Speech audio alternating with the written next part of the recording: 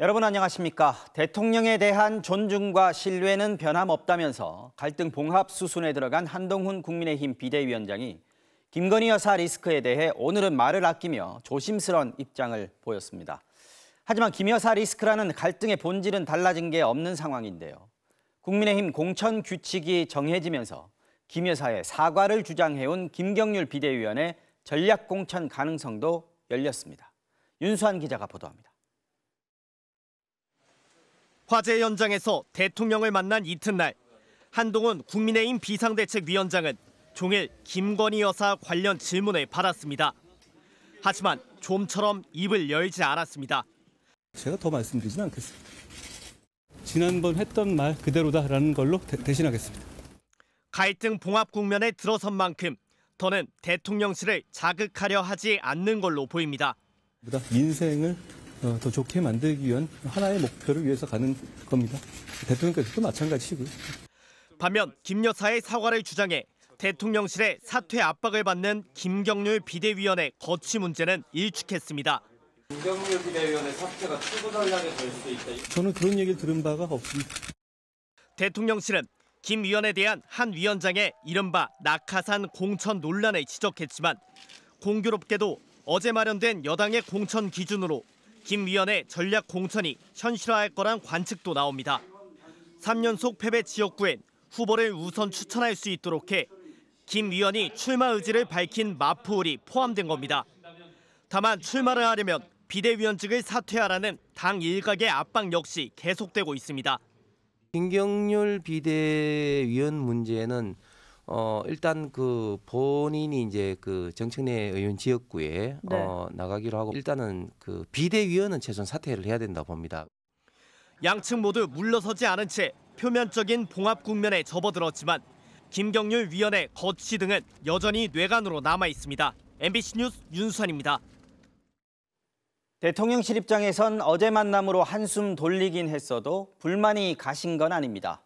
대통령의 화재 현장 방문 시간까지 조정해가며 화해에 손을 내밀었는데 여당 쪽에서 아직 가시적인 조치를 보여주지 않고 있기 때문입니다. 김건희 여사 리스크에 대한 출구 전략을 놓고도 고심이 깊어지는 모습입니다. 이어서 김민창 기자입니다. 김건희 여사 리스크를 둘러싼 한동훈 비상대책위원장의 입장에 별다른 변화가 보이지 않자 대통령실은 공개 대응을 자제하면서도 불쾌감을 숨기지 않았습니다. 화재 현장 방문 시간을 앞당기고 7년 전 함께 특검팀에서 근무할 때 입었던 패딩까지 꺼냈는데 달라진 게 없다는 겁니다. 대통령실 한 관계자는 대통령이 그렇게까지 액션을 해줬으면 당에서 어떤 식으로든 호응하는 게 도리 아니냐고도 말했습니다. 김경률 위원의 발언과 행보에 대한 공개 경고 등 의미 있는 조치를 기대했지만 여당의 변화 조짐이 안 보인다는 불만입니다. 당 일각에선 오히려 김 여사에 대한 발언 수위가 높아지기도 했습니다. 사저로 가는 거나 아니면 그거보다 더해서 잠시 외국에 나가 있겠다랄지. 총선을 앞두고 여당이 추진하는 정책이나 공약에 적극 호응할 필요가 있냐는 회의적 시각도 감지됩니다. 대통령실 핵심 관계자는 김 여사가 사과 의향을 밝혔다는 일부 보도에 대해선 황당한 소설이라며 몰카 공작의 피해자라는 입장을 분명히 했습니다. 하지만 윤 대통령은 핵심 참모들과 함께 명품 가방 수수 문제에 대한 출구 전략을 고심하는 것으로 알려졌습니다. 대통령실 관계자는 선거를 앞두고 시간이 많지 않은 만큼 종합적으로 고민 중이라고 말합니다. 한 달 넘게 공개 일정에 나서지 않고 있는 김 여사의 공개 행보 시점도 고민거리입니다. 대통령실은 보름 앞으로 다가온 설 연휴 전에 어떤 모습으로 어떤 메시지를 내야 할지를 놓고 여러 방안을 검토 중인 것으로 전해졌습니다. MBC 뉴스 김민찬입니다. 어제 충남 서천의 시장 화재 현장에서 윤석열 대통령과 한동훈 위원장이 전격 회동한 배경을 놓고도 논란이 계속됐습니다. 피해 현장을 점검하겠다던 대통령이 시장 상인들보다는 한 위원장과의 만남에 더 신경 쓴 것 아니냐는 건데요. 민주당은 화재 현장을 장식품으로 쓴 정치쇼라고 비판했고 국민의힘은 저열한 정치 공세를 멈추라고 맞받았습니다. 이용주 기자의 보도입니다. 어제 충남 서천의 화재 현장. 여당과 지자체 등 관계자들이 한쪽에 모여있던 그 시각. 한동훈 국민의힘 비상대책위원장은 불에 탄 건물을 배경으로 혼자 눈을 맞으며 서 있습니다. 30여 분 뒤 윤석열 대통령이 도착합니다. 두 사람이 취재진 앞에서 걸음을 옮기자 누군가 분주히 다른 수행원들의 접근을 막습니다. 김태흠 충남지사도 여러 차례 제지당합니다. 자연스럽게 윤 대통령과 한 위원장, 두 사람의 동행 장면이 부각됐습니다. 윤 대통령은 인파가 모여있던 한 건물 1층에서 지원을 약속했습니다. 넉넉히 지원할 테니까 걱정하지 마시고 빨리 하시라고. 그렇게 하겠습니다. 시간이 늦으면 소용이 없어요. 그런데 이 건물 2층 강당에는 피해 상인 200여 명이 모여 윤 대통령을 기다렸습니다.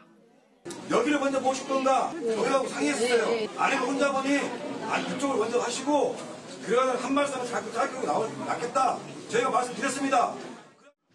하지만 윤 대통령이 오지 않자 상인들은 1층으로 내려가서 대통령을 만나겠다고 했지만 통제에 막혔다고 합니다. 얼굴 한번 보자고 나가려고 하는데 이제 경호원들은 막 상인들 밀어 제끼고 자빠지고 넘어뜨리고 이러고 이런 상황이에요. 윤 대통령이 현장에 머문 시각은 약 20분. 불구경을 하냐고, 불구경! 위로의 말 한마디를 듣고 싶었던 것뿐인데 여기까지 와가지고는 우리 상인들은 보지도 않고 진짜 우리를 얼마나 무시했으면 무시했다는 생각밖에 더 안 들어요.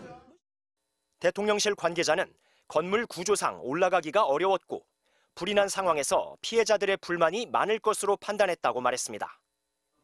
민주당은 대통령의 정치쇼라며 날을 세웠습니다. 절규하는 피해 국민들 앞에서 그걸 배경으로 일종의 정치쇼를 한 점에 대해서는 아무리 변명해도 변명이 되지 않을 것입니다. 국민의힘은 저열한 정치 공세라며 이재명 대표야말로 정치쇼를 멈추라고 반박했습니다. 대통령실은 어제 촬영한 현장 사진 30장을 언론에 공개했습니다. 윤 대통령과 한동훈 위원장이 함께 나온 사진이 22장이었습니다. 어제 행사 뒤 대통령실은 피해 상인들은 대통령의 방문에 감사를 표하고 눈물로 어려움을 호소했으며 상인 모두가 대통령에게 박수로 감사를 보냈다고 밝혔습니다. MBC 뉴스 이용주입니다. 이준석과 양향자, 개혁신당과 한국의 희망이 합당을 공식 선언했습니다. 이낙연 전 대표와 민주당 탈당파도 일단 공동 창당을 준비하고 있습니다. 이낙연 전 대표는 이른바 빅텐트를 세우기 전에 중텐트로 시작한다는 단계적 통합 구상을 제시했는데 극복할 과제가 적지 않습니다. 신준명 기자입니다. 개혁신당을 상징하는 오렌지색 옷을 입고 나란히 선 이준석 대표와 양향자 대표. 서로의 비전과 가치에 동의한다며 개혁신당 당명으로 합당을 발표했습니다. 한국의 희망이 개혁신당입니다. 오늘 우리는 이 자리에서 합당을 선언합니다. 과학기술 부총리 신설과 R&D 예산복원 등 과학기술 분야 공약도 함께 내세웠습니다. 4월 총선을 앞두고 난립하는 이른바 제3지대의 신당들 가운데 처음 이뤄진 통합입니다. 이준석 대표는 그간 다른 세력과의 사이에 한강 정도 차이가 있다면 한국의 희망과는 청계천 정도가 놓여 있다고 말해왔습니다. 민주당을 나온 새로운 미래와 미래대연합도 이르면 다음 주 공동 창당을 목표로 막판 조율에 들어갔습니다. 지지층과 정책 방향이 비슷한 신당들끼리 우선 합치고 단계적으로 넓힌다는 구상인데 이낙연 인재위원장 측은 이른바 단계적 텐트 통합안을 제시했습니다. 중텐트를 통해서 빅텐트로 가는 걸 찬성한다. 이런 입장을 새로운 미래가 발표한 것으로 듣고 있습니다. 이준석 대표는 다만 얼마나 이견이 있느냐의 문제이지 일정의 부담을 가져선 안 된다며 중텐트라는 접근 자체에 거리감을 뒀습니다. 너무 이게 용어를 앞세워가지고 뭐 중텐트니 이렇게 국민에게 다소 피로감을 줄 수 있는 그런 사실 새로운 용어들을 만들어내는 것은 저는 좀 부담이 간다 이렇게 말씀드리겠습니다. 제3지대가 같은 기호로 선거에 나서려면 3월 22일 후보 등록 마감 전까지 합쳐야 하고 여기에 기호 3번이 되려면 정의당보다 많은 7명의 현역 의원이 필요합니다. 가장 민감할 수밖에 없는 공천권 배분 논의가 남아있는 상황에서 이준석 대표 등이 요구하는 이낙연 위원장의 출마 여부도 통합의 변수로 남아있습니다. MBC 뉴스 신준명입니다. 일터에서 사망사고가 발생했을 때 안전 의무를 지키지 않은 사업주도 처벌을 받도록 한 것이 중대재해처벌법입니다. 50인 미만의 작은 사업장에는 2년간 유예 기간을 뒀는데 그 시한이 사흘 뒤로 다가왔습니다. 정부와 기업들은 아직 준비가 안 됐다며 2년 더 미뤄달라고 요구하고 있는데 노동계와 시민사회단체는 생명은 협상 대상이 아니다, 즉각 시행을 주장하고 있습니다. 조희명 기자가 보도합니다. 이정식 노동부 장관 등 3개 부처 장관들은 긴급 브리핑을 열고 50인 미만 사업장에 대한 중대재해처벌법 적용을 2년 더 미뤄달라고 요구했습니다. 현장의 절실한 호소에 귀 기울이고 반영할 수 있는 마지막 기회를 앞두고 다시 한번 국회에 간곡히 호소합니다. 사업장도 정부도 준비가 안 돼 있어 이대로 50인 미만 사업장까지 법이 적용되면 혼란이 불가피하다는 겁니다. 특히 5인 이상이 근무하는 빵집과 카페까지 적용 대상이 된다며 소상공인 부담이 커진다고 강조하기도 했습니다. 노동계와 시민사회단체들은 이런 움직임에 강력 반발하고 있습니다. 산업 현장 사망자의 상당수가 50인 미만 사업장에서 발생하고 있는데 이미 2년이나 미룬 시행을 또 2년 미룬다는 것, 시행하지 않겠다는 속셈이란 겁니다. 또 빵집과 카페는 지금도 산업안전법 적용을 받고 있어 추가 부담이 크지 않고 빵집과 카페에선 사람이 죽어도 된다는 뜻이냐며 정부 주장을 정면 반박했습니다. 소중한 생명들이 죽어나가는 것이 큰 문제가 아니고 유예해야 되는 일이라면 이 나라는 정말 미래가 없습니다. 여야 원내대표 협상에서는 민주당이 2년 추가 유예를 받아들이는 조건으로 산업안전보건청 설치 등 보완책을 요구하면서 합의에 실패했습니다. 내일 국회 본회의에서 추가 유예 법안이 통과되지 않으면 중대재해처벌법은 오는 27일부터 5인 이상 50인 미만 사업장까지 확대 시행됩니다. 지난 2022년 기준 50인 미만 사업장에서 일하다 숨진 근로자는 1,372명으로 전체 산재 사망자의 61%에 달합니다. MBC 뉴스 조희명입니다.